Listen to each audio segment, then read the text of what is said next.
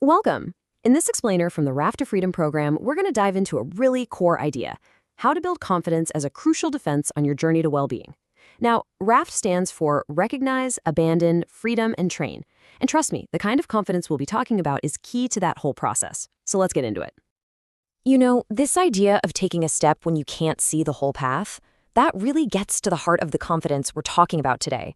It's not about having a guarantee, but about having enough trust to just move forward. So, where do we start?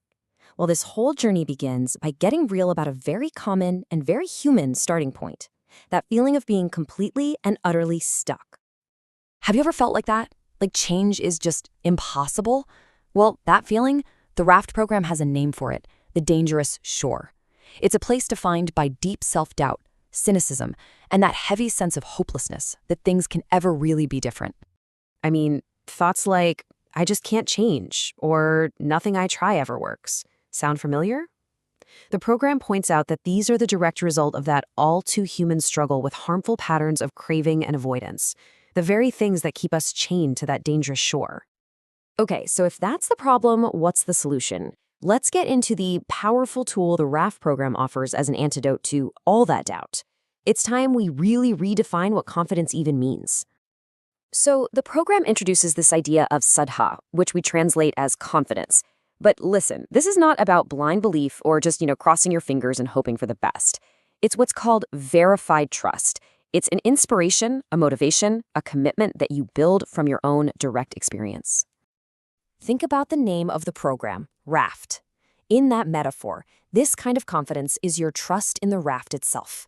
It's that deep-down belief that this vessel we're putting together, using these teachings and practices, is actually strong enough for the journey ahead. Okay, so how do you get this verified trust? I mean, where does it come from? Well, the RAFT program actually maps it out for us in 3 really clear stages, showing how our confidence grows and evolves over time. First, you've got what's called leaping faith. This is kind of like a borrowed spark, right? You see that change is possible for other people, and that inspires you. Then, as you start practicing yourself, it becomes clarifying faith. This is where it gets real. It's grounded in your own direct experience, your own small wins. And finally, that matures into unshakable faith. And this is the goal: a deep inner refuge, a steady beacon that doesn't flicker, even when you hit a setback. And here's the really great news, okay? Confidence isn't some magical thing you're either born with or not. The Raft program shows us that it's a quality we can actively build and strengthen, just like a muscle. So how do we do that? Well, the program lays out some really practical, everyday things you can do. These are like your confidence workouts. Things like engaging with the path with genuine curiosity, affirming your progress every single day, seeking out those supportive, noble friendships. Each one of these builds up that inner defense. One really powerful practice the program highlights is learning to call out that inner voice of doubt. Sometimes it's called Mara. You just see it, you name it: I see you, Mara. And by doing that, without getting tangled up in its drama, you start to loosen its grip. All right, let's be real for a second. On a journey like this, you're going to hit storms. Obstacles aren't just expected, they're actually part of the path. In fact, they're the very things that help you build strength. And the Raft program is ready for them. It anticipates these common challenges, the big ones, like self-doubt or that paralyzing fear of failure. And for each one, it gives you a toolkit. You've got your practical strategies, like keeping a journal to counter the inner critic.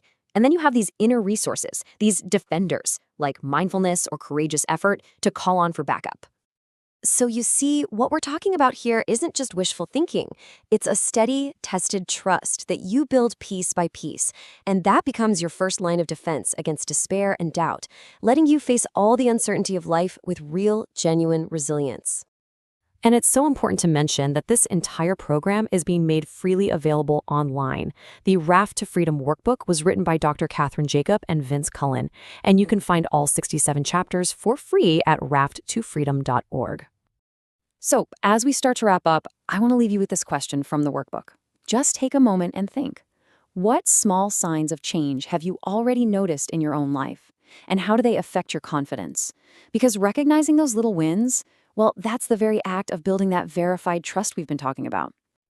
And this final thought from Gautama, who you might know as the Buddha, just beautifully sums up the ultimate aim here. A person with confidence seeks what is skillful, associates with the wise, lives ethically, and develops wisdom. See, confidence isn't just a feeling. It becomes the bedrock for living a more skillful, wise, and truly free life.